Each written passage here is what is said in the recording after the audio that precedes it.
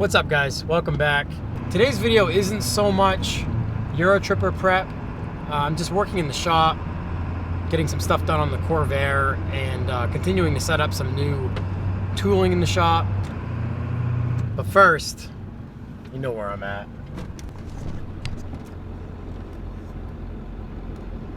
The F-250 is running pretty good. I don't want to jinx myself yet, but I think she's pretty much ready for the trip down to Fort Myers for Eurotripper.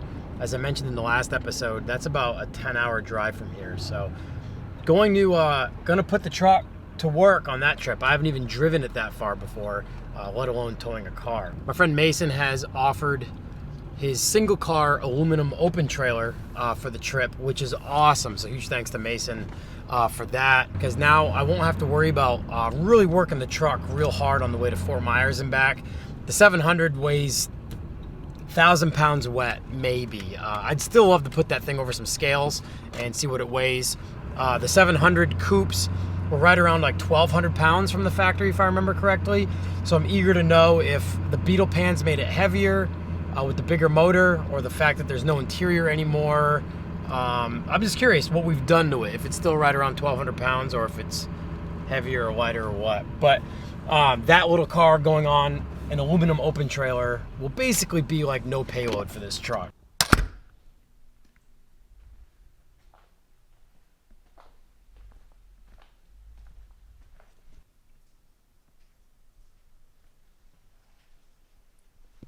This episode is brought to you by Wheel Price, the Wheel Classifieds app brought to you by automotive enthusiasts. Wheel Price makes it easy to buy and sell used wheels. If you're looking for vintage wheels, you can find wheels just like these 1985 Southern Ways Epsilons from Japan that I'm running on the Corvair, or even these 1990s, also Japanese, Work VSX9s that I've refurbished myself. But Wheel Price makes it real easy to find the wheels that you're looking for. I'm currently on the hunt for some wheels for the Diplomat, which I've said in the previous episode are 5-in-1 14.3. So my hunt is currently on. The links to download the app for free are in the description of this video. The more people we get on this app, the easier it's going to be to both sell and buy the wheels we are looking for.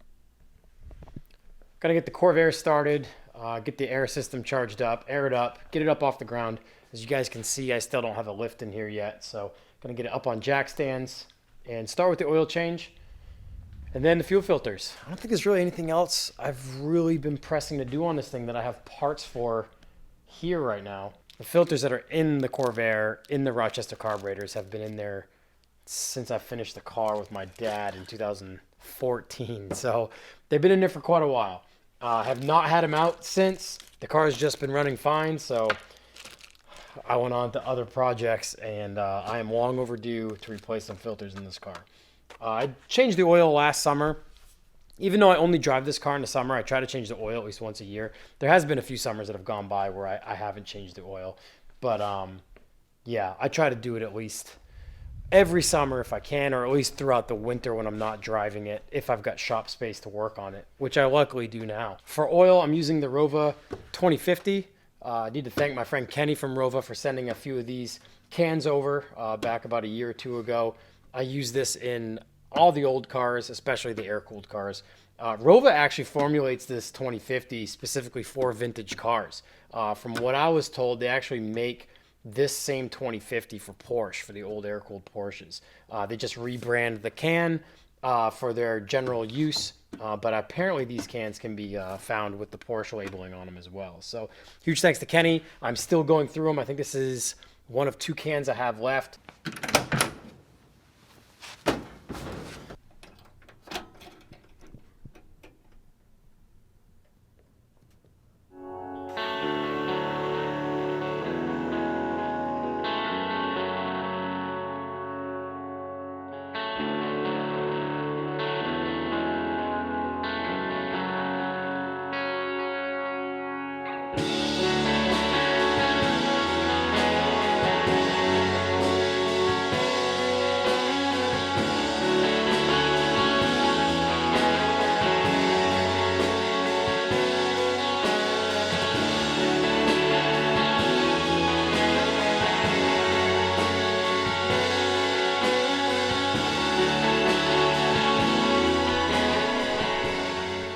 So a good friend of my family's, who was a car collector, who recently passed away last year, had given me some new old stock, old Corvair filters. And as I mentioned before, the Corvair filters are Corvair specific. There might be other applications that these filters could be used for, but as far as I know, for GM, I think this was a Corvair specific oil filter. Well, these are 1960s Purolator oil filters for the Corvair and Corvair van, which is so cool. And I've actually never opened the box. Inside the box here, oh, and they're red. This is so cool. Oh, come on. This logo is just so cool. So what I just noticed is this one is 60 to 63 labeled. And that's, I think after 61 is when they started building the Greenbrier, which is known as the Corvan. This one here is 1960, which I believe this filter should be 1960 because they're just showing that this being only 1960. I think technically the filters fit from 60 to 69. My car is a 65, and this was the first year of the late model body, which in my opinion is the much better looking Corvair. But they didn't make the Lakewood wagon, the Greenbrier van, or the ramp side pickup truck in a late model body style. They were all like the flat nosed early model styles. But what's really cool is they even made the early model through 64. So this would stand to believe that this filter is from 1963. And this one was from 1960 because this was the only year Corvair it was saying it was made for. These are display. These are so cool. And they were a gift from a good friend of the family's, like I mentioned, who had passed away. He has an underground car garage up the street from where I grew up in New Hampshire. He was a Studebaker collector. His name was Bob Velpe. But he had an actual underground car vault that was climate controlled. He had all sorts of really cool automotive memorabilia that he had collected, signage, and just other sorts of parts and components that were really cool. He had a bunch of really cool pre-war Harley Davidsons and Indian motorcycles, but basically specialized in Studebakers. Those were his favorite. So since I'm doing an oil change in the Corvair, I thought it would be really cool to open these boxes for the first time and take a look at these vintage filters. Still the same construction. They've got a threaded port in the middle that the stud goes down through to hold it to the housing. Real easy to get to as well, and it's above the motor, so you don't have to worry about getting covered in oil or draining the filter when you take it off. The filter still has oil in it when you take it off, but because it's above the motor and it's a vertical mounted filter, there's nothing that pours out. I don't even think I dropped a single bit of oil when I took this filter off.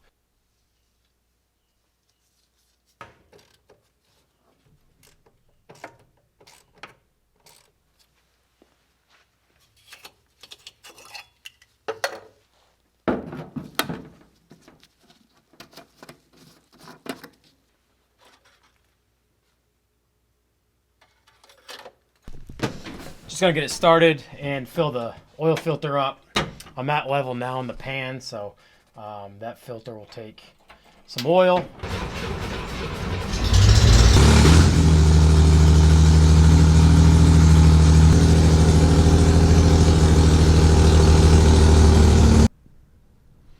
All right, so in these old Rochester carburetors, the fuel filter is right here in the body of the carburetor, right behind this fuel line. So I'm gonna get on this nut. This nut here has to come out. That's what holds the fuel filter in.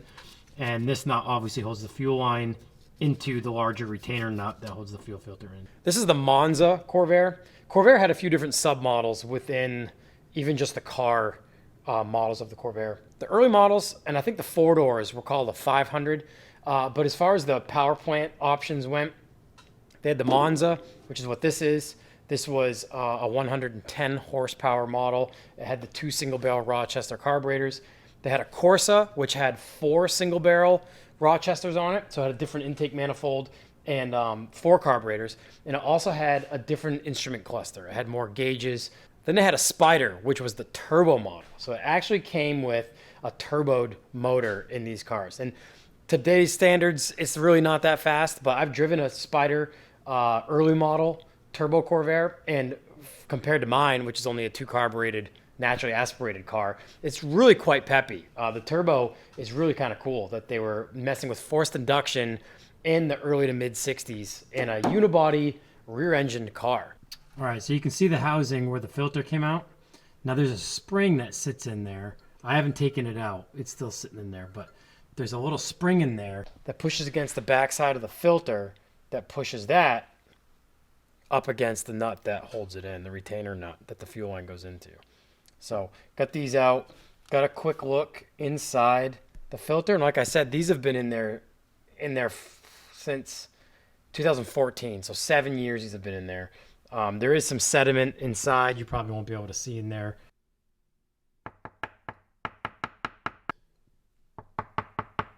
Yeah, pretty filthy. All right, filter's in. Washers on the back side of the filter. Ready to go in.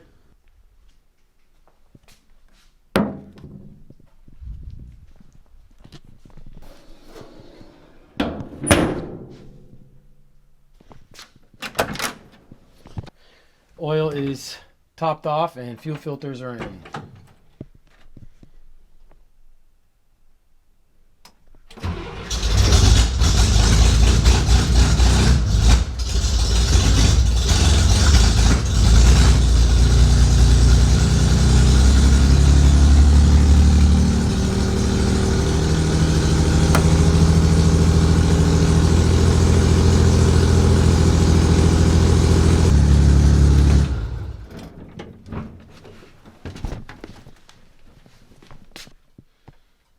No fuel leaks, no oil leaks. That's what we want.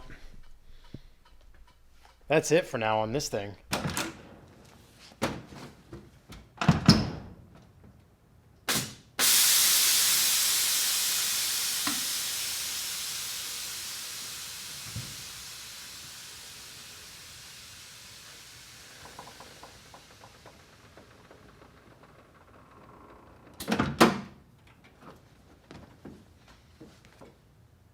I'm going to end the video there. Just some filler shop content of what I've got going on here.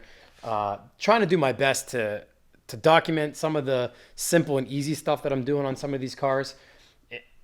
Changing the oil and the fuel filters in the Corvair would have taken less than an hour.